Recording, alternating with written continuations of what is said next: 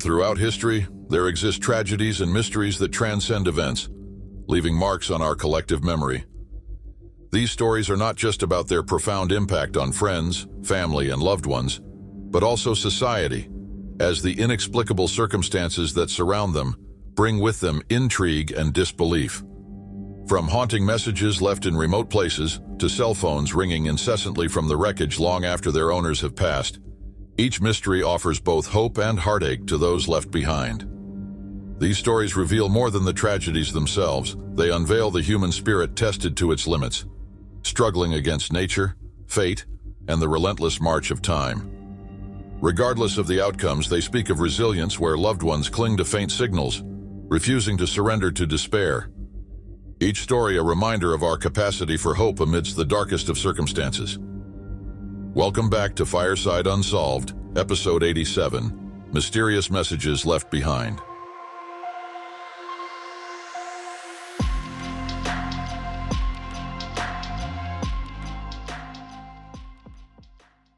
At approximately 6:30 p.m. on Tuesday, August 7, 1973, Darlene Ross of Fontana, California, was listening to her CB radio when she intercepted a distressing signal. A young boy's voice broke through the static and pleaded for help, exclaiming, "Help! Please help me!" Responding quickly, Darlene attempted to calm the boy down, while also trying to gather more information. He responded that his father had died, and then urgently called out, "Come on, David, help me." The boy, identifying himself as Larry, mentioned being in New Mexico just before his signal was lost. As a former resident of Albuquerque, Darlene Ross swiftly notified New Mexico authorities of the situation. And then, later that night, she reached out to the Albuquerque Journal, which published the story of Larry's distress call in the next day's edition. Reports of the distress calls began flooding in from all over the southwest United States. From as far west as Long Beach, California, various CB radio users, including a professional truck driver, had heard Larry's radio call. Typically, CB transceivers of that era could not broadcast signals far beyond the operator's state. However, the weather conditions that week created an ionospheric skip, which allowed Larry's signal to reach far outside his reported location of New Mexico. Remarkably, the signal reached as far east as Mississippi that day, and soon after, it extended north to Canada. Also on the same day, another CB enthusiast, a woman by the name of Linda King, known by her handle Blue Eyes, managed to encourage Larry to share more details about his situation. Larry reiterated that his father had died and added that he was trapped inside the cab of an overturned pickup truck next to his father's body, with no food or water. He mentioned that he was 6 years old and did not know how to properly use the truck's CB radio, which would explain the signal being heard on multiple channels. As reports of Larry's signal spread to the rest of the United States, 3 separate search and rescue operation teams began mobilizing in New Mexico: the New Mexico State Police, the New Mexico Wing Civil Air Patrol, and the Albuquerque Citizens Radio Association. Clark Speakman of Albuquerque Citizens Radio Association suggested that Larry was likely in southern New Mexico based on radio conversations locals had with him. The Civil Air Patrol deployed several planes equipped with radio direction finders over southern New Mexico and southeastern Arizona, while the state police initiated a ground search in the Sandia Mountains foothills southeast of Albuquerque. The story gained traction when United Press International reported it, highlighting the possibility of it being a hoax, while also noting that Larry seemed unfamiliar with his surroundings and was nearly incoherent at times. Radio operators in the broader Albuquerque area reported that Larry's signal might have originated south of a cement factory in Tijeras Canyon, and searchers converged on this location. Despite these efforts, when the searchers reached the cement factory, all they found were abandoned trucks, cars, and various debris. A helicopter dispatched to investigate an abandoned truck east of the Manzano Mountains also found nothing. As night fell, Larry reported rain at his location, and 4th of July Canyon in the Manzano Mountains was the only location that had rain in the area. Linda King asked Larry to yell into his microphone when he spotted the landing lights of a Las Cruces Civil Air Patrol Piper Cherokee flying overhead the canyon. But again, no results. By Wednesday evening, 150 people equipped with directional finders and radio monitors were searching central New Mexico for Larry's signal. As Thursday ended, critical phone lines at the state police offices were overwhelmed with calls, including reports from families worried about their own missing children named Larry, all of whom were later found safe. Friday, August 10th began with conflicting reports about Larry's signal weakening, suggesting his CB radio batteries were dying. Then, an interesting report came into authorities from a Phoenix CB operator named Frank Laughlin. If you remember in the beginning of this story, Larry was heard saying, "Come on, David, help me." Well, Frank reported a boy named David was claiming to be outside the overturned truck. By Sunday, August 12th, the state police were able to rule out several transmissions as hoaxes, including the voice of David, who was discovered to be a boy in Phoenix playing on his walkie-talkie. 5 days into the operation, searchers had to accept the grim possibility that Larry might have died from exposure or dehydration, should his initial broadcast have been a legitimate cry for help.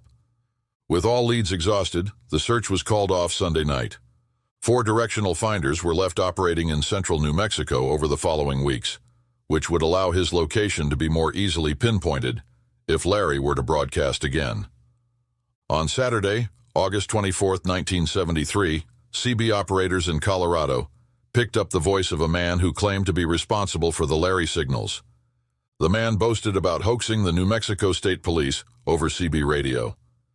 Just before midnight, after service station operator Robert Vetter of Denver intervened, the man made several death threats against Vetter and other political figures before his transmission ceased, preventing operators from tracing his location. The death threats were submitted to the Federal Bureau of Investigation, which then passed them to the Federal Communications Commission and the Secret Service for further investigation. Vetter, who had heard the Larry signals earlier in the month, cast doubt on the man's claim of being responsible for those signals. He remarked, "I don't think it was the same person. The voice of the man that made the threat had a Mexican accent, but the other one didn't. I'm not really worried about it. We're getting all the nuts out of the woodwork now." The Larry incident contributed to the FCC establishing regional CB investigation teams in 1974 to address misuse of CB radio. The search efforts also led to the formation of the New Mexico Search and Rescue Council in 1974, reflecting the lasting impact on local emergency response coordination. Madge Hara of Albuquerque Journal magazine reflected in 1983 that while Larry was never found, the legacy of the search continued to inspire search and rescue volunteers, underscoring the importance of their dedication in saving lives, regardless if it was a hoax or not. The afternoon of July 24, 1989, 2 men from Tokyo went missing while mountaineering on the trail from Mount Kurodake to Mount Asahidake in Daisetsuzan National Park. The Hokkaido police conducting an aerial search discovered a large SOS sign. The 2 missing men were soon found and safely rescued approximately 2.5 kilometers north of the SOS sign. The Hokkaido police initially believed that the SOS letters made of wood had been constructed by the 2 rescued individuals. However, after their rescue, the men were unaware of the SOS sign's existence. Suspecting another victim, the police resumed their search by helicopter the next day.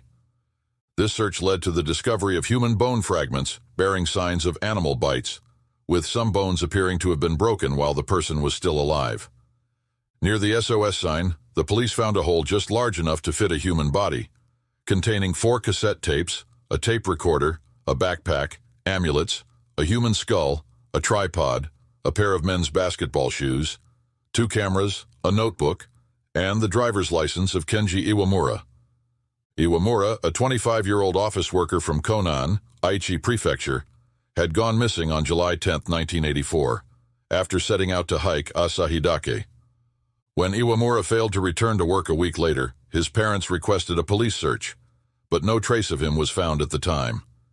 The bones were sent to Asahikawa Medical University, where they were identified as those of a woman aged between 20 to 40 years. Initially, investigators believed that there were 2 men and a woman missing in the park, as the skeleton was identified as female.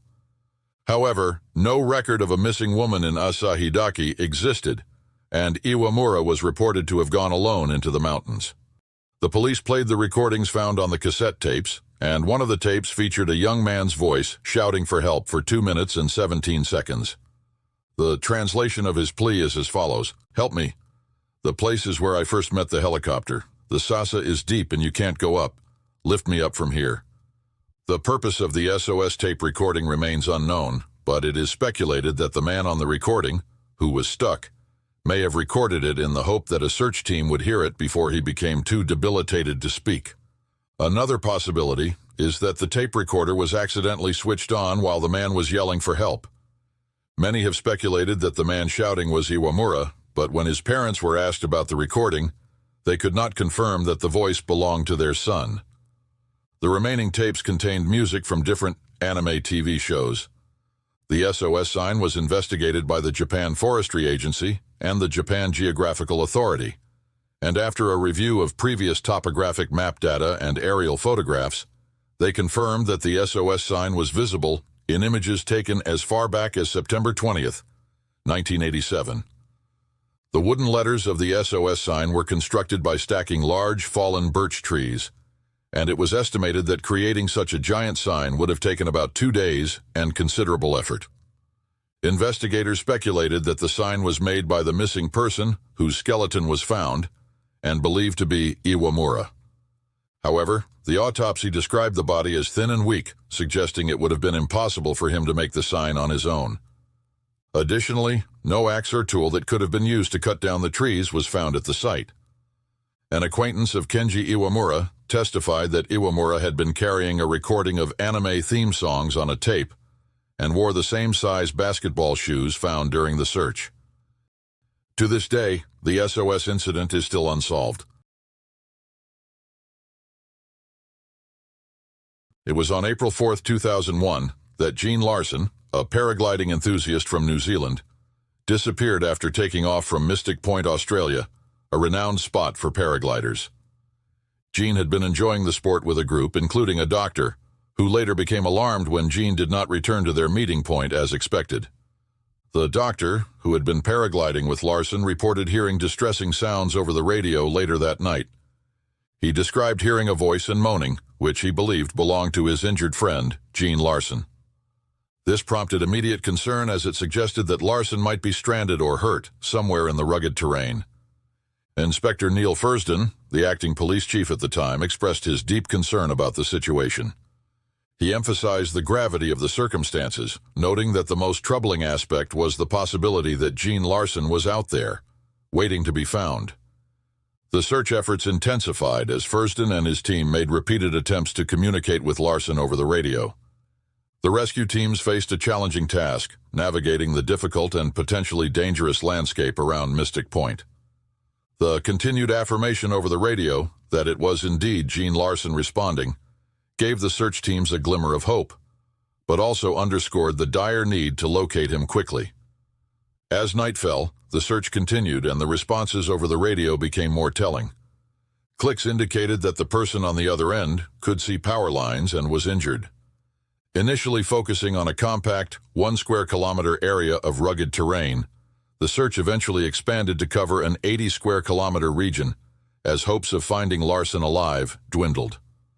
On April 10, 2001, tragedy struck when the body of 34-year-old Gene Larsen was discovered in dense bushland, approximately 16 kilometers away from the original search area. The extensive search effort involved over 250 people, underscoring the community's commitment to finding Larsen. Upon recovering Larsen's body, authorities concluded that it would have been impossible for him to have made the radio calls, indicating that he died upon impact with the ground. Inspector Fursden confirmed that when Larsen's body was found, his radio was nearby, tuned to a completely different channel than the one used during the search efforts.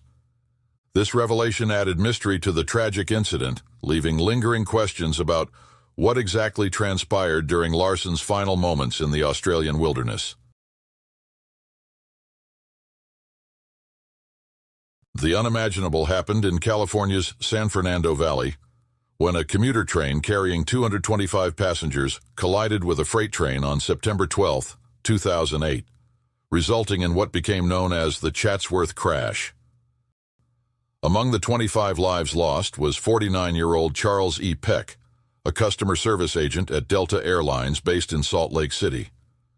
Peck's trip to Los Angeles was for a significant reason. He had come for a job interview at Van Nuys Airport, hoping to secure employment in California so he could be closer to his fiancée. The couple had postponed their wedding plans until they could reside in the same state. On that tragic day in September 2008, Andrea Katz, Charles E. Peck's fiancée, was on her way to pick him up at the train station when she heard the shocking news of the Chatsworth crash on the radio. Peck's parents and siblings, who lived nearby in Los Angeles, rushed to join her in the ordeal that followed. For 12 agonizing hours after the collision, Peck's cell phone, lost in the wreckage, inexplicably placed call after call to his loved ones. His son, brother, stepmother, sister, and fiancé received a total of 35 calls during that nightmarish stretch. Each time they answered, they only heard static, and attempts to call back went straight to voicemail. Despite the eerie and heartbreaking nature of these calls, they fueled hope among Peck's family that he might still be alive, trapped somewhere amidst the wreckage. The incessant calls from Peck's phone prompted search crews to track the signal and focus their efforts once more on the location from which the calls originated, the wreckage of the first train. It was during this intensified search that Peck's body was finally discovered, about an hour after the calls abruptly ceased. Tragically, Charles Peck had died upon impact, yet in a haunting twist his cell phone continued to reach out to those he cherished most, inadvertently guiding rescuers to his remains. To this day, Peck's cell phone has never been found, leaving a poignant reminder of the enduring and mysterious ways in which loved ones can touch our lives, even after they are gone. As we reflect on these stories, we are reminded of the mysteries that accompany tragic events. The messages left behind by those who go missing or perish linger in our thoughts, stirring questions that may never find answers. These mysteries challenge our understanding of fate, resilience, and the boundaries between life and death. They compel us to contemplate the enduring power of hope and the profound impact of loss on those left behind. Thank you for joining us for another episode of Fireside Unsolved. If you haven't already, please like and subscribe to help the channel grow. Until next time, take it easy and be easy, you filthy bastards.